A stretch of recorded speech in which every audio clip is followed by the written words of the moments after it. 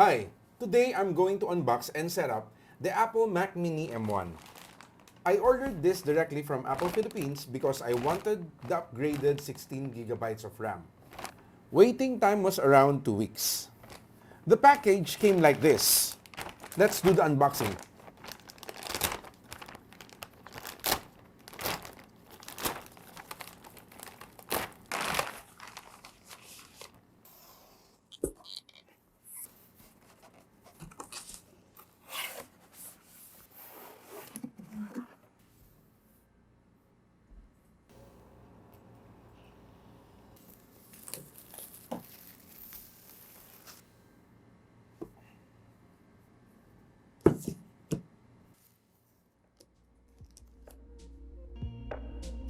This is the Apple Mac Mini M1.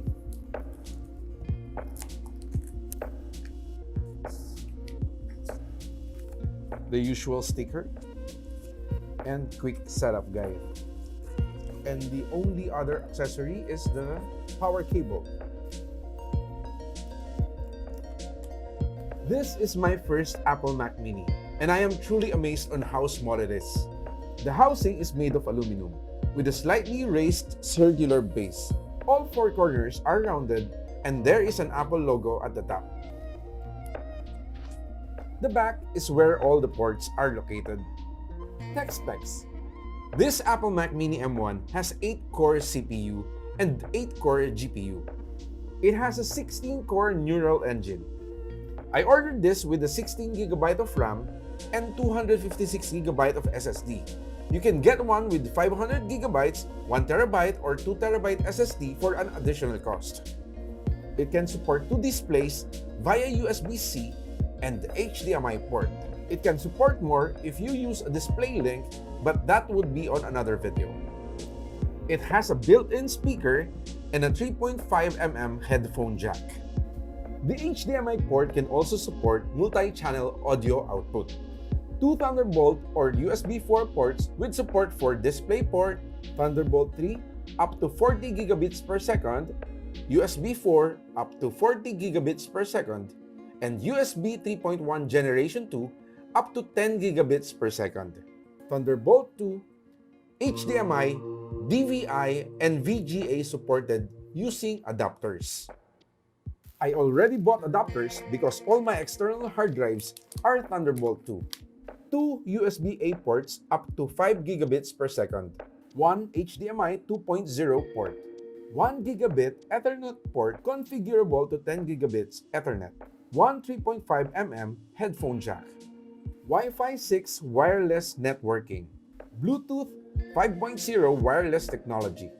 This comes with the macOS Monterey and several other apps. Now we're going to set up the Mac Mini M1. This is the only accessory that came with the Mac Mini M1. So what do we need? We need a display, a keyboard, and a mouse. First, I'm going to connect the power cord. Next will be the keyboard and the mouse.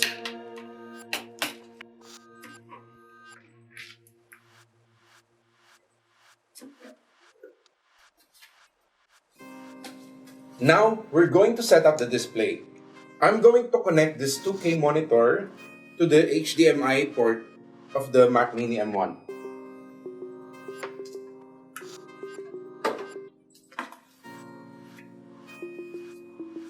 Now I'm going to plug everything, then boot it up.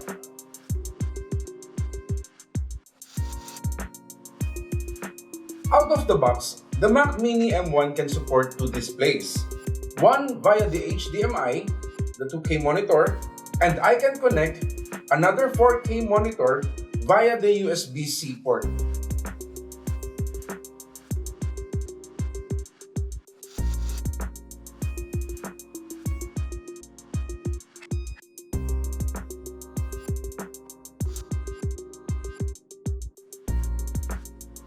This is my most basic setup.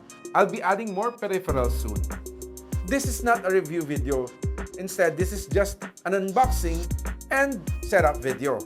I have been seeing a lot of good reviews about the Mac Mini M1.